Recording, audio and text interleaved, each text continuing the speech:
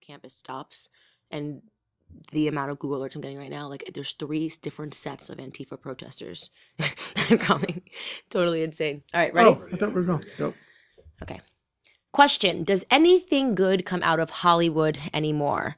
I feel like every time something is trending and it comes out of Hollywood, it means that it is probably filled with amorality and narcissism. Here to discuss this political perspective with me, Scott Baio. Welcome to the Candace Owens Show. Candace, it's good to be here. My wife and I are big fans. It makes me feel so happy. We are. It really does. You should be, because you got a lot of people that like you. Yeah, I know. I smoke with, I have a bunch of guys that I smoke cigars with. All love you. Really? Yeah. Interesting. All conservative guys. And what age group? From 40s to up to 93. And in California? Yeah. That makes me really happy, because I'm just like, I have a lot of hope for California. I say that all the time. I think that we only see the worst of California, but I think because the pendulum has swung so far left, we're going to see this like crazy veering towards conservative principles, possibly. I don't know how you did it with Gavin Newsom. I really don't. I know. Listen, I campaigned a little bit for John Cox, and I met with John Cox. He just vanished. And look, I'm an actor. What do I know? Right. I met with him and talking back and forth, and I said, so what are you going to make your platform? I'm just curious. And he gave me, he's a nice man. Don't get me wrong. He was a very nice man, and I'm not talking bad about him. He said he was going to talk about the corruption in Sacramento, and I went, I said, nobody cares, man. Right. I know there's corruption. Nobody understands it. I don't understand it. And I watch every day. Crime in California. Crime. Human feces. Drugs. Crime. I saw a guy going to the bathroom. It's disgusting. Not too far from where I live. Dropped his pants in the sidewalk. Yeah. I said, talk about that. And he just, well, whatever. He just vanished for some reason. Maybe he got paid Right. off or something. Yeah, no, it's really interesting, and I'm the dynamic here. Every time I land in Los Angeles, I always say that I feel like it's a godless city, it's a godless town, and I know that sound comes across as really harsh, but there is just a level of narcissism every time that I'm dealing with people that they think that they genuinely know everything, like they know that the way the country needs to run. They've never left LA, right? They've never left LA, but funny. they've seen enough on TV where they know how the country should run, and everybody Who are these else. people? Are you talking about politicians? Well, I do a lot of campus stops, so let me. the I'm kids, talking the about young the people. youth, the young people, right? And I'm talking about just the youth and the things that they say and these ideas that come out. Like we're talking about in this climate right now, getting rid of the Electoral College, which means what? Which means we'll never have a Republican president. We'll never have a Republican president, and they're essentially And only 3 fundamentally states, saying, yeah, New York and LA, right, we know right. we know how the rest of the world should be run, right? It's like a state dictatorship or something, Mm-hmm. and you're interesting because you're in this climate and you say what you think and you say what you believe and you're still alive. How's that work? Well, I've never really, I campaigned for Reagan, but I think the world was a different place back in the 80s. It wasn't as polarized as it is now. And I don't think the left was as left as they are now. But I've always just spoken my mind, and I've always been a conservative. I was raised this way. I don't know how else to be. So how do I find it? I mean, up until recently, it was no big deal. With Obama, I was out there saying, and I wasn't, I would, take shots at Obama, but they were policy shots. I don't know the guy. Seemed like a nice guy. Right. Drinks beer. I like beer. Right? Okay, Brett Kavanaugh, slow down. Right. Yeah, right. But I don't drink. I hardly ever drink. Really, I have a beer and I'm pretty much done. But I don't know. I just have always worked, and I sort of, the conclusion that I have is if you make money for people, you're going to work.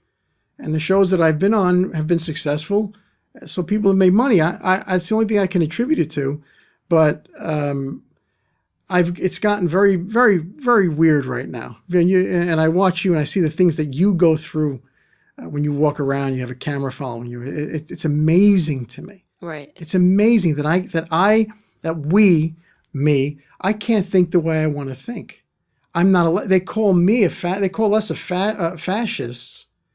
And they're telling us how we have to think. That's fascism. Right, of course. I want you to think what you want. I want you to live your life. I don't want to jam my views on you. Don't jam your views on me. I don't want to hear that. I believe certain things. That's who I am. You'll never change me. You'll never rock me. And stop it. It's not going to work. And I'm not going to try and change you because I know as strongly as I feel, you feel the same way. I might be more informed than you, but back off. Right. And they can't do it. Like No. this girl, this actress that's out there right now boycotting Georgia.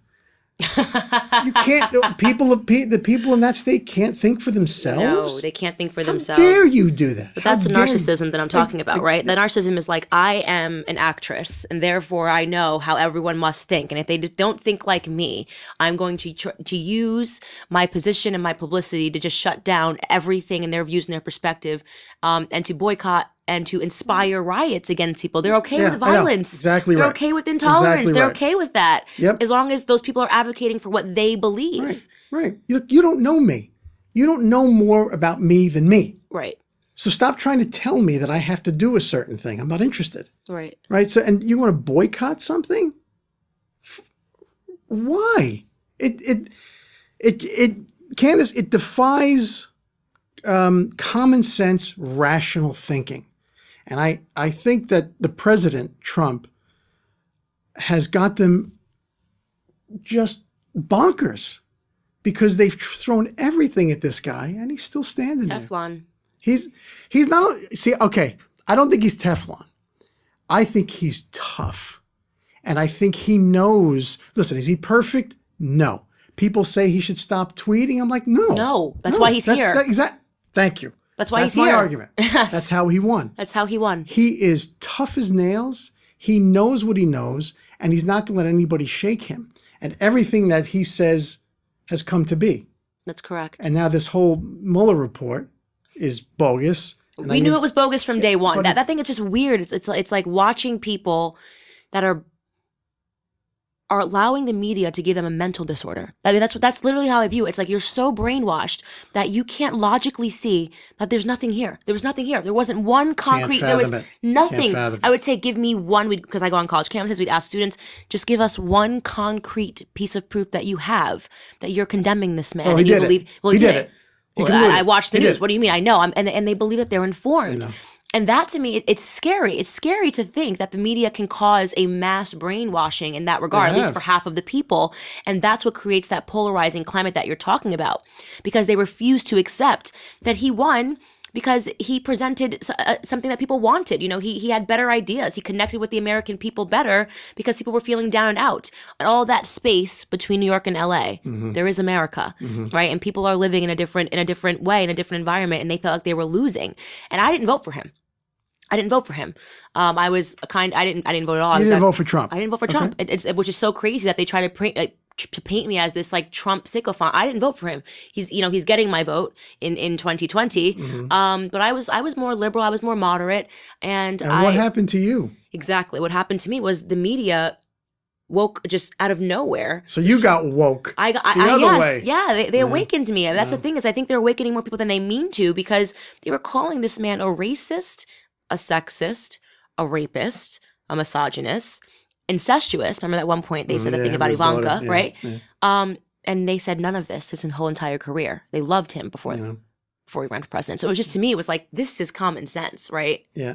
Well, I have a theory as to why they hate him. And it's simple. He beat Hillary. That's it. Nothing else. They could not. She was a lock. She was a slam dunk. She was the first woman. And I don't care if woman, guy. If you're fit for the job and I like you. That's correct. You can be a plant. Great. I don't care. So he beat her and beat her bad. And they got embarrassed. Right. And that's why they hate this guy. And I tell you what, they call him a racist, right? Have you ever been to any of his hotels? Yes. I was just at his hotel this past weekend. Everybody that works there is from another country. I know. I went to the Trump in we're going back there to the one in DC. Everybody that works there is from countries I never even heard of. Yellow, black, white, purple, green people. And I asked those people, have you met Mr. Trump? Yes. How is he? We love him. And every person, I mean, to a man, just love this guy. In DC. He comes in, He says hello to us. How are you doing? He gets, he wants to know about them. And I thought, wow, security guards at Trump Tower. Right. He's a great guy. He's a xenophobe, but he's married to an immigrant, right? I mean, nothing even makes sense. It's like they're not even thinking anymore, right? No. He's a complete xenophobe, but he's married to Melania. And it is bothersome. And you're exactly right. It's so funny you say that, because I was at the Trump DC, and I've been there a lot because I spent a lot of time in DC, Great obviously. hotel. Amazing hotel. And like, everyone is from Africa, different countries in Africa, which is so interesting to me. And I always talk to them, and they love their job. And what's remarkable is how long they stay there. Yeah. So I've now been going there quite often for the last 2 years, and the people there have worked for 10 years, for 12 years. If this person is a xenophobic, racist, then why does he employ so many people from different countries? Exactly right. How did you get mixed up with him? In terms of the election? Just in general. Yeah. Did you know him before the election? No. Okay. I was a Scott Walker guy. Okay. And then my wife and I, who's probably more conservative than me, if that's possible, from the South, I went to see Scott Walker, and he was fabulous. I thought he sounded just like Reagan, this guy. And then we went to the first debate at the Reagan Library. There was like 20 guys up there, and I always thought that what the Republicans needed was a guy that's not going to take any crap from anybody and fight. And I never saw it until Trump started talking. I went, whoa, look at this guy. Oh, man. And my wife was on board with him before I was. Interesting. She was telling me about him. And I said, no, I don't think he's going to do it. We have a debate with my wife. And I saw him. He makes me laugh. He makes me laugh. And anyway, so people don't get him. I get him completely. He's from Queens. I'm from Brooklyn. I get him completely. He just makes fun of people, and I love it. He gives everybody a name. So anyway, so I started watching him more and more, and I thought, man, this guy is rough and tumble. This is exactly, and went on and on.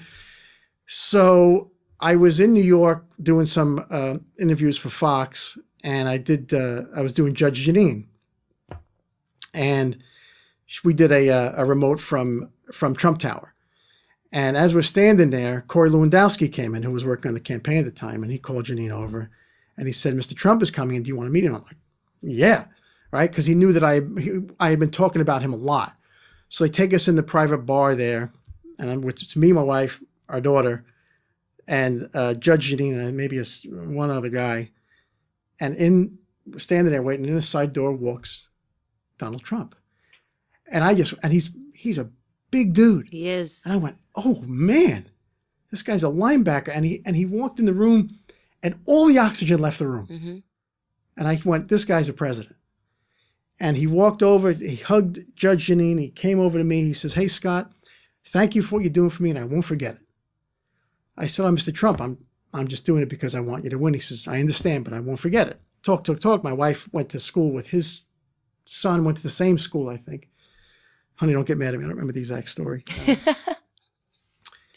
And then I left, and it was great. So then I went to a fundraiser at somebody's house in Beverly Hills, and he was 6 feet away from me. There must have been 100 people, a little podium, and he was talking and giving a speech.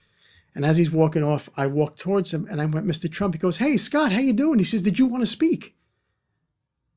And I went, well, I thought, here? Like, you're done. He goes, no, at the convention. And I went, he just blew my mind. I didn't even know how to react to that. And he said, well, come on. And he grabbed me in a headlock, and he was dragging me in, and I got a tap on the shoulder. And I turned around, it was a Secret Service guy, and he said, I need to be where you are. I said, sure, no problem. And I walked in, he says, I want you to talk to Hope Hicks, and there's Hope and this and that, blah, blah, blah. And if you want to speak, I'd love to have you. I said, I'd love to speak, Mr. Trump. And at the end of that, here's where I know he was totally cool. They had the picture line, right? And you pay extra some money to take a picture with the candidate. And people were done. And my wife and I walked over, and there was a guy there looking for a ticket. He says, you have to pay to take a picture with Mr. Trump. And Trump went, oh, get the hell out of here. Let them through. And he pulled us in, and we talked to him for 10 minutes. And he was great. Yeah, he's such a real person. Yeah. And that's what I try to tell people is if you think you dislike him, you should go to one of his events. You just go, listen to him speak. Be around him, right? And you cannot not fall in love with his persona because as you mentioned, it is larger than life. He sucks the oxygen out of the room and he's so kind. And my favorite attribute is his loyalty. He's fiercely loyal and fiercely protective over people, and he doesn't forget when people. He knows everyone who's out there fighting for him or who genuinely believe in him. But for me, it just came down to the fact that he told the truth, right? And the truth is not always pretty to hear. For me, that moment when he said to Black America, and he listed What have you everything. got to lose? He listed everything. Brilliant. It was just like brilliant. It was brilliant. It's just, how could you deny that we've been losing? Look at our communities. Are we where we want to be right now? Are you happy in your life? I can turn around to my own family, turn around to my own cousins and say, are you happy where you are right now? If the answer is no, then you have nothing to lose. Your family's liberal? I have liberals in my family, and now I have a lot more moderates in my family. Because of you? Yeah. Because how could you, even if you thought, if you thought I was absolutely crazy and didn't know where I was going with it when I got on the Trump train, as they say, then they watch what the media did to me. You can't tell my father and my grandfather that their granddaughter and daughter is a white supremacist, right? I mean, it's just ludicrous. And so the one thing that my dad always says is that if there was one thing that I definitely did is I destroyed, right? Did you hate she being just black? hates being black. Every day she'd stomp around when she was 4 years old. She'd be like, no, no, no. And so the one thing that I think I did provide for my family was just they no longer trust the media. And that's where it all starts. That's what I try to do. I try to disrupt people's relationship with the media. That's a good idea. Right? Yeah. I don't get the media. I honestly don't, because they're all wealthy. And if the country goes socialism, their money's gone. Ooh. It's gone. It's really interesting. They're almost advocating for things that are going to bring harm upon themselves. Yeah, and I think I don't think they think it's going to affect them. And the other side of that is listen, I am so much more liberal than liberals are in a lot of ways. I don't care. I don't put people in boxes. You're not black. You're not Asian. You're not gay. You're not this. You're an American. Right. And I don't want to put you in a box. If you're an Asian guy and you're right for the job, great. If you're not right for the job, sorry. Can't help you. But they put people in a box. And they want to control those people. I don't want to control anybody. Right. And that to me is everything. But the media, we have friends we had dinner with the other night. They're Egyptian. They're wonderful people. They're Christians. And this guy was going on about what he grew up with in Egypt. And a very small percentage of the population there is Christian. And what they went through. And it was, it was weird to hear what he was telling me about how they were afraid and they were shunned, and they wouldn't fight so much, but he went through a tough time, and he came here and he went, oh my God, why would you want to turn this place into any place that anybody else comes from? And the thing with the Muslims, you're Muslim? Great. How you doing? I work with the Muslim guy. He's a great kid. His name was Rami. Funny kid. If you're a radical, sorry, I got a problem. Right. I know you want to kill me. And the first people that are going to get killed if this gets taken over by that faction is the media. And they never seem to, I never considered this. It really is weird to consider. Anderson Cooper, what are you doing? Like, Anderson Cooper will get thrown off a building, right? God forbid, You're right? gay. Don Lemon, you're gay and you're black, right? And both of you make millions. So if they're going to come take millions, they're going to take yours too, unless there's some secret list we don't know about. And in parts of the world, they throw them off of buildings. It is weird to advocate How horrible is that? I mean, it's quite bizarre to me that people are pretending it and the tiptoeing around it. Nobody wants to talk about it. I will openly talk about anything. That's the thing. I am not fearful to discuss this, right? I get it. And they literally will throw gays off of buildings, right? You have women that will get beat for not covering every ounce of their body. And they don't think about that either. Right. They of course don't think about that. That the idea that feminists were advocating for people like Linda Sarsour always boggled my mind. Like she's pro Sharia law. She talks about it. She's pro Sharia law. And yet when we talk about it, they call you Islamophobe. What do you think that is? What is that? Do you think it's the ideology, or do you think it? I cannot, Candace. I always try to look at things. What's the end game? Right.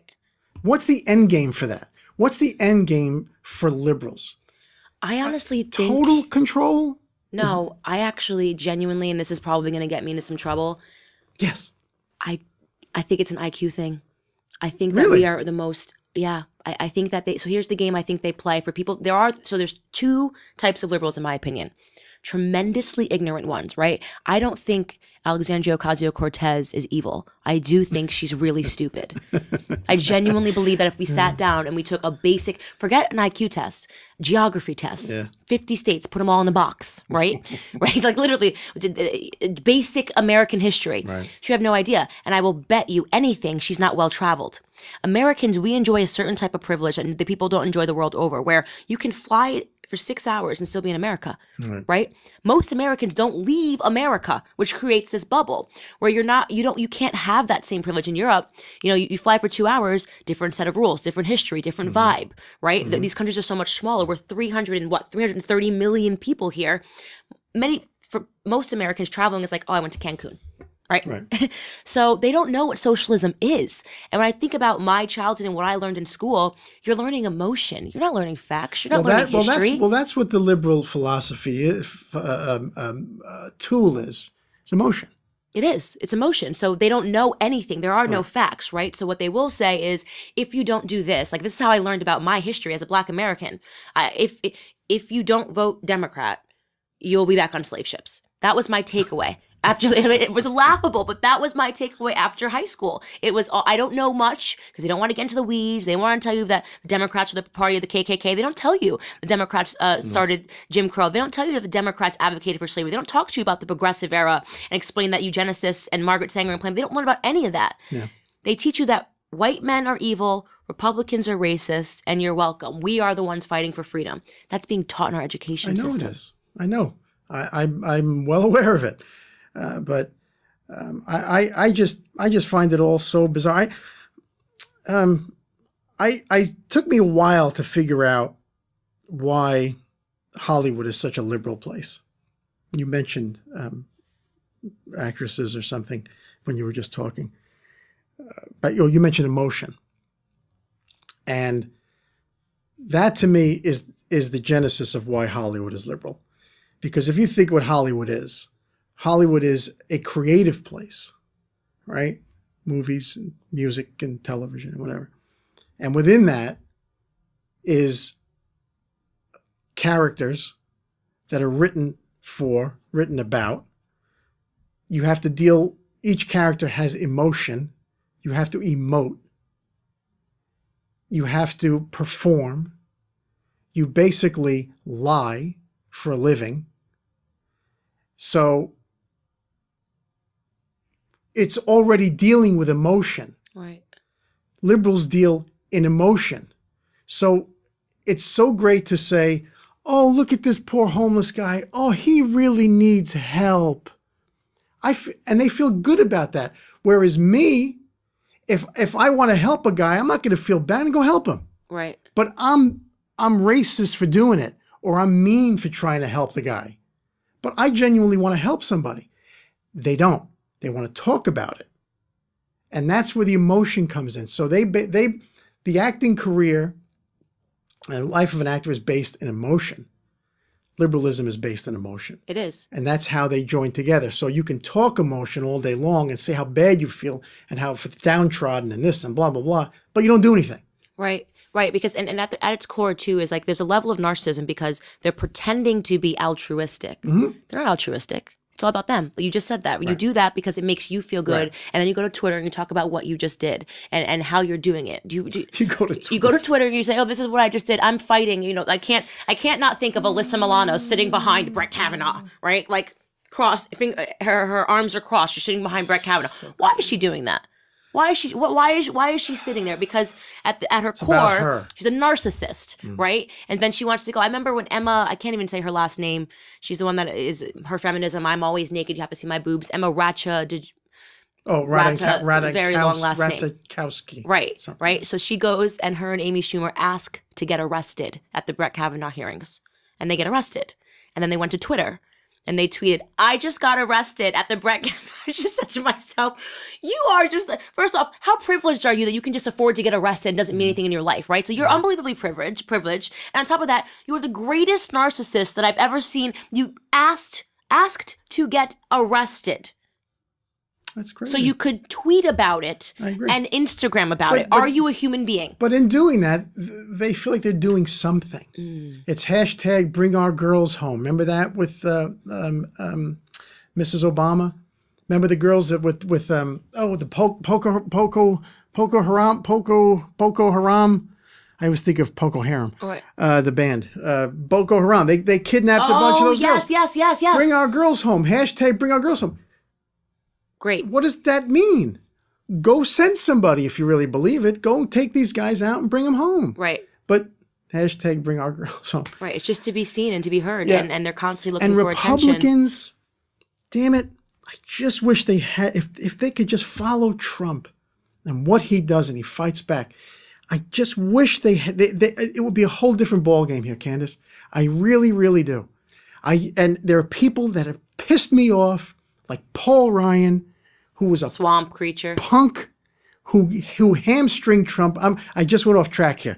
Who hamstrung Trump in the beginning from doing anything. I blame him solely. He is the swamp. Yes. He is the Loch Ness monster in the swamp. And he's not a good guy. No, he's he not a good hated guy. Trump before he got in, hated Trump when he was in there. And he's got goals too. He's not done. Yeah. This quiet, like, I'm stepping away. No, Yeah. he'll be back. No, He I wants know. to run and he wants And- to position himself as someone, who was adamantly anti-Trump and Right. the morality, the chief of morality, right? Yeah. Let's bring back I can see it already. Let's bring back true conservatism and we don't need this bombastic character. What is At true the end of the day, what is true conservatism? please tell me. If you know, please tell me. People tell me how I should be or how I should present myself or what I should talk about or what I can't talk about. All these rules that are created for me. I'm like, I'm saying what I believe. I'm supporting who I want to support. I am an individual. You cannot collectivize Candace Owens.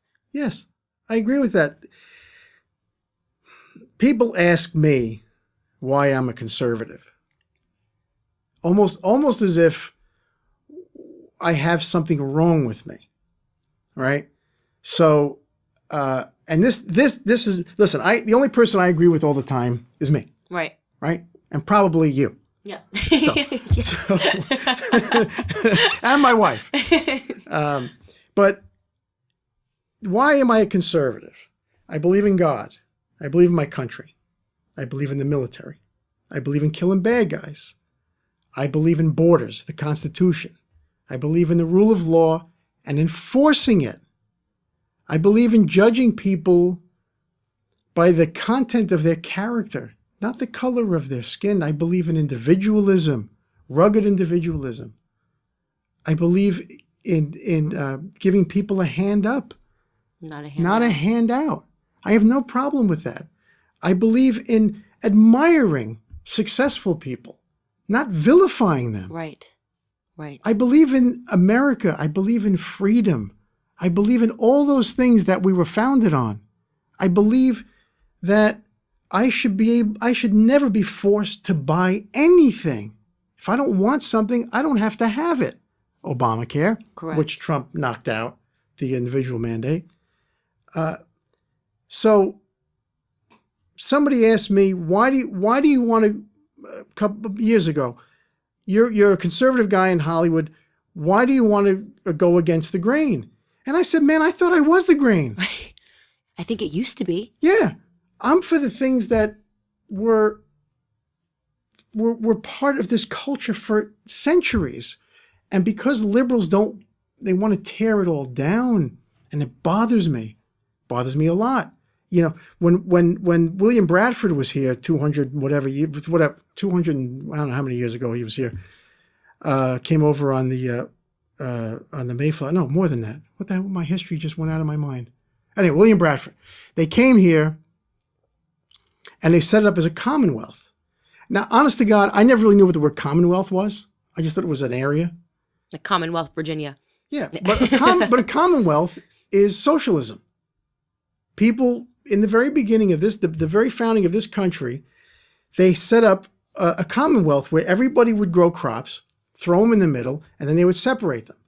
And people started getting pissed off and said, hey, man, I'm growing more than him, and he's taking some of my stuff. And in that moment, William Bradford said, I can't do this. I got to make this. You get what you make what you grow, and you make the most money you can. And that's when it changed, right? So that moment to me is everything about this country. And the fact that these people want to flip it around. I have an 11-year-old. I'm not interested. Yeah. I want her to have an opportunity. I want her to be free. And I want her to be safe. Right. From crime. From people coming here illegally committing crime.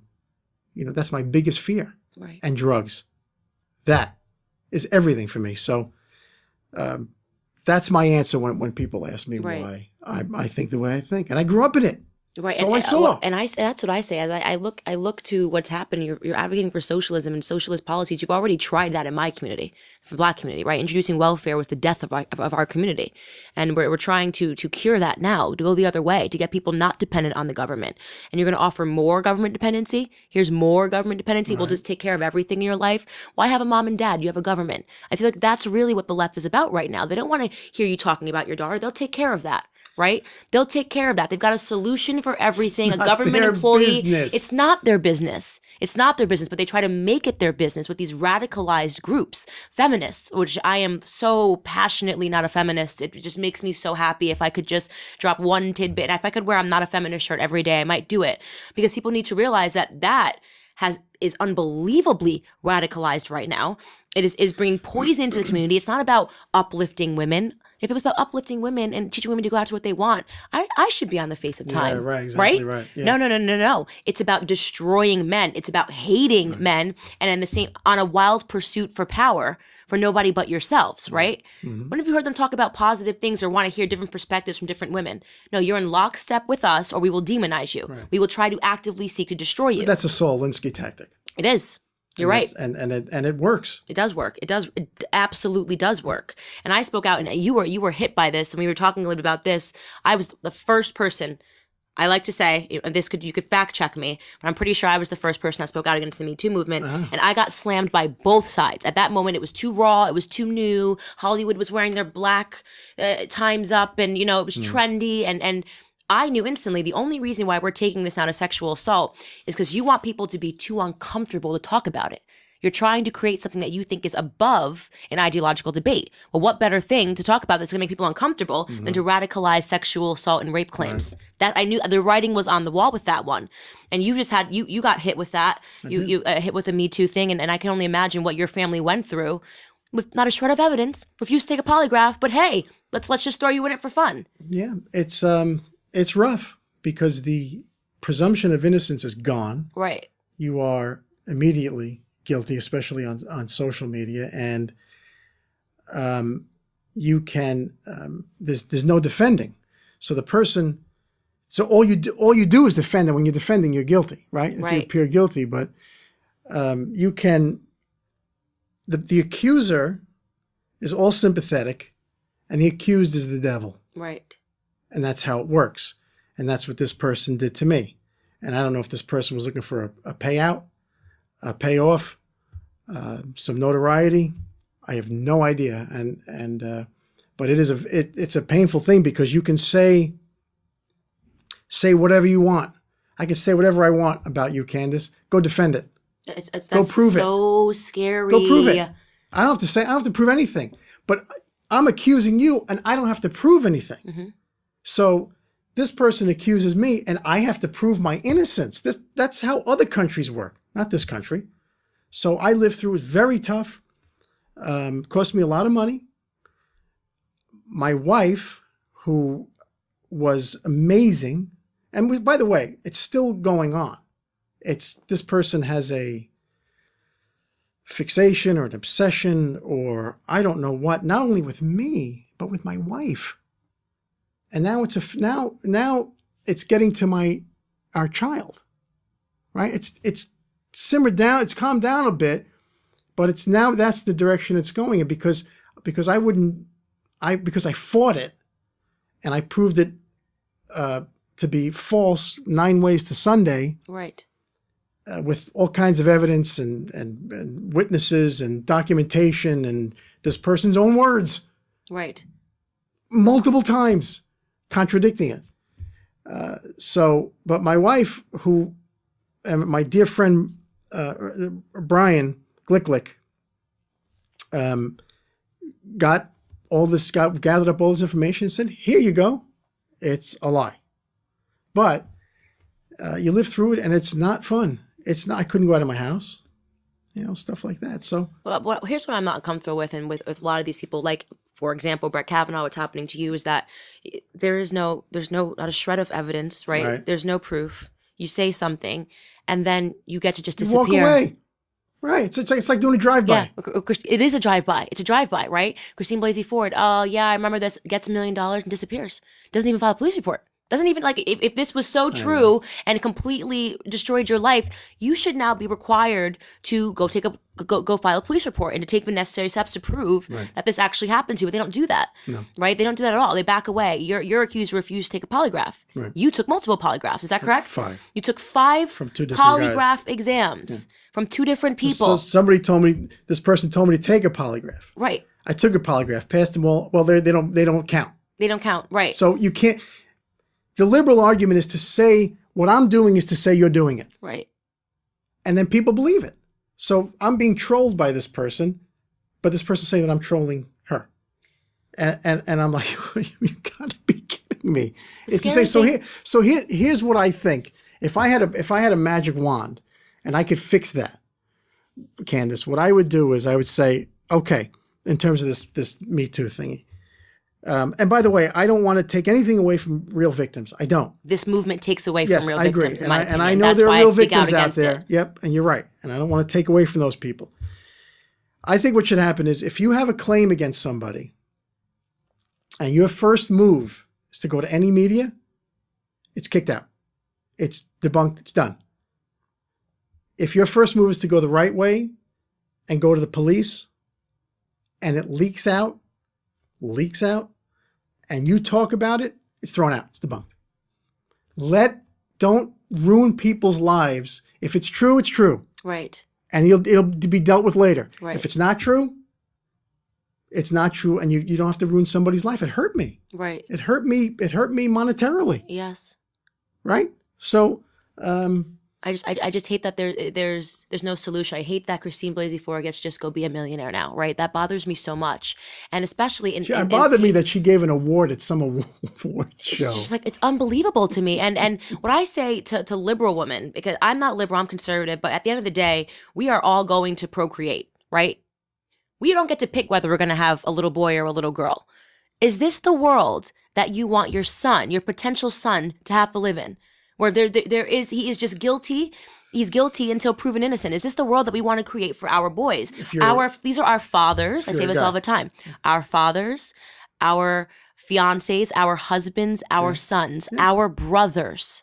Is this the world we want to create? If you can't stop yourself emotionally, stop yourself and think rationally and remove the emotion and realize that we are making this world impossible to live for men. Can't do anything. And that is why I have to use my voice and speak out against it. I think you're and right. By the way, for the women that are actually caught faking allegations, of which there's been a sudden rise in it, and there's been no accountability, nobody ever wants to talk about it because that's anti-feminist, right? Mm-hmm. They should go to prison.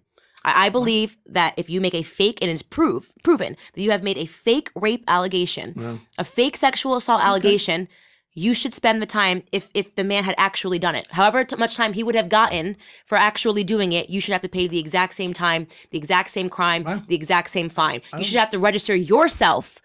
I'm serious. As a sex offender? As a sex offender. Wow. Well, right? Fake rape allegation. You offended somebody's entire life. You offended. Are you kidding me? I should be able to look it up online. Know that I shouldn't live anywhere near this person because they fake rape allegations. I can't argue that. I can't argue that. Candace Owens for president. No, but that'll never happen. Me being president? You know what? No. Okay. No, actually, you should probably run in. Let's see, 10, 12 years. I've got a family to run first. I gotta have a family. Okay. Yeah. Well, have it now. Yeah. So that when there may be 15 years, then you could run. But you know what I wanted to? I was talking with this is again off the subject, but I'm here. But and you've got my mind going. This abortion bill in New York, and the one they tried to pass in Virginia, and I have a thought that actually it bothers me a lot.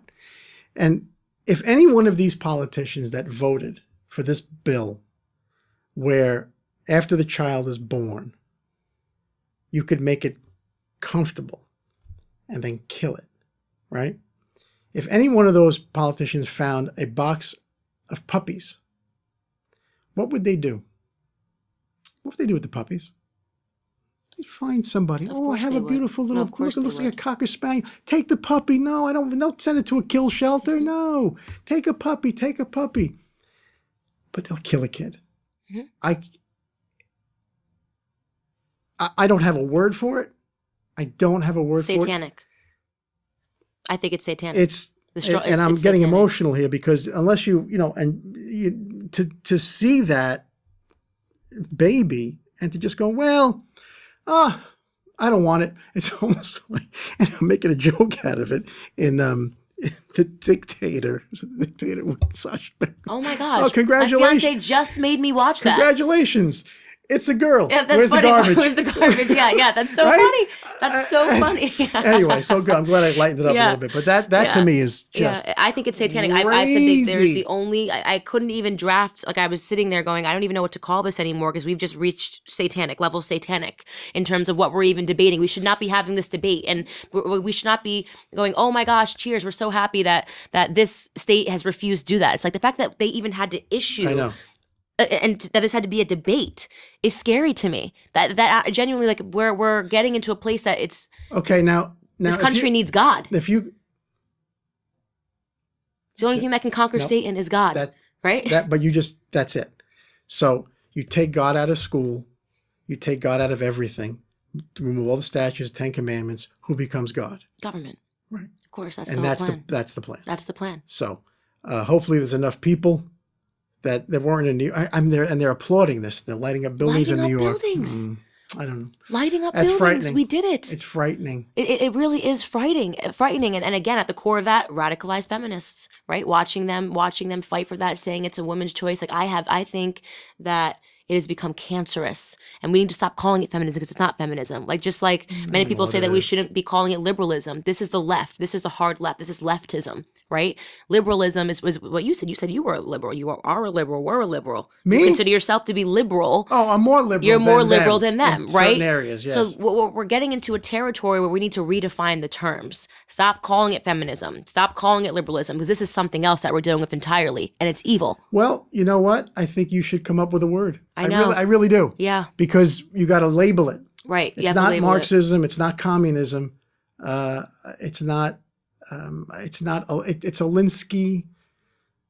But I don't know what the word is. Diabolical. I mean, it's just so off the rails, and I'm afraid, and I think Trump was somehow was the divine intervention to stop it all. Everyone says it. It just put the brakes on it. And I love all this action in DC right now. Everybody jumping, Nadler and these guys jumping around, because this is what, when you drain water from a swamp, this is what happens to the fish. They start jumping around and they don't know what to do. So I'm glad he's in there. Yeah, he actually brought us, he's such a square guy. He got us, we went there for Christmas 2 years ago, and he brought us up into the Lincoln bedroom. Really? Oh, man. It was great. That's amazing. It was great. That's just amazing. He said, yeah, come on up. He's such a real person. He said, here's why I love this guy. So we walk up the stairs, a couple of people, that's 8 of us, my wife, and we walk up to the top of the stairs, and right in front of you is the Lincoln bedroom, and right to the right is the residence. And the president says, here's the residence. It's nice, right? And somebody said, yeah, well, it's not like Trump Tower. He goes, no, but it's nice, right? Oh my God. That is just classic and he said, Trump. Yeah, come on in here. And we walked around the Lincoln bedroom, and he said, there's where President Lincoln wrote the Gettysburg Address. Wow. And there's the Gettysburg Address. Wow. Whoa. And we talk with him, and he's a guy. He's a guy. He is. And he likes messing with people. He does. He's so funny. He's unbelievably funny. That's the main takeaway from every time he speaks. I'm cracking up. I'm in stitches. And he's hilarious and he's aware. He's so aware of what you're saying about him. He's so aware and they fall right into his traps all the time because he knows how they're going to react.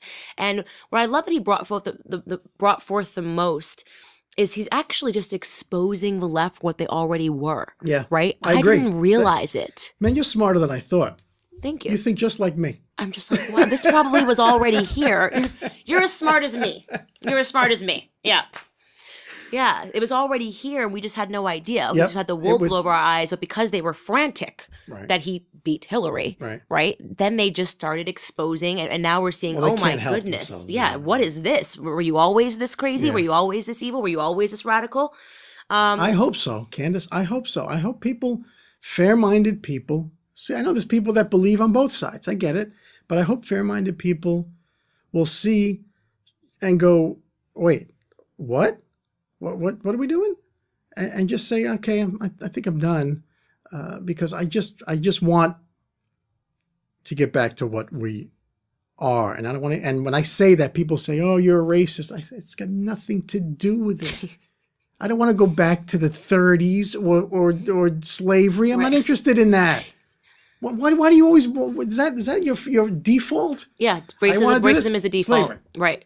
Well, okay. Racism is the default. Right. And I always say black people are just we're political pawns, right? Where they just always want to keep the black community. We're the permanent underclass.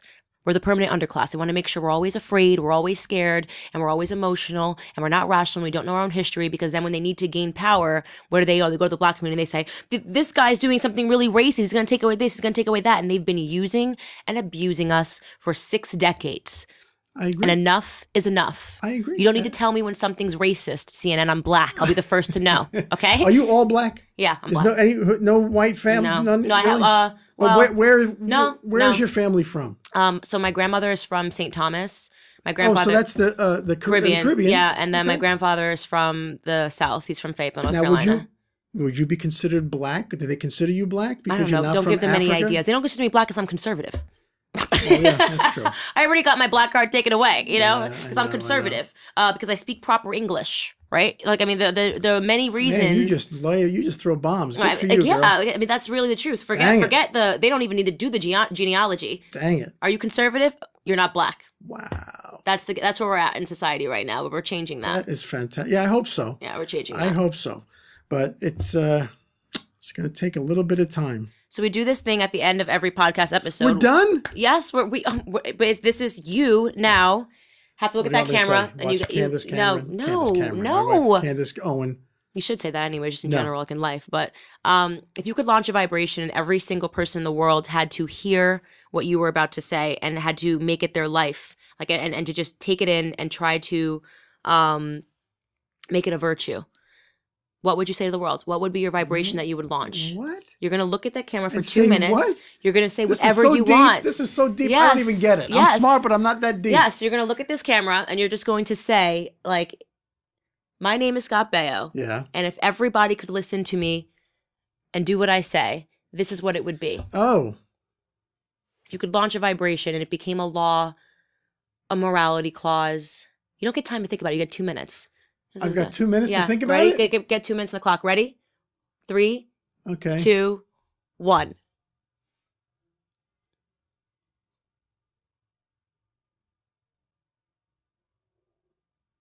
Okay. This is Scott Baio, and I want all of you to think about one thing: freedom.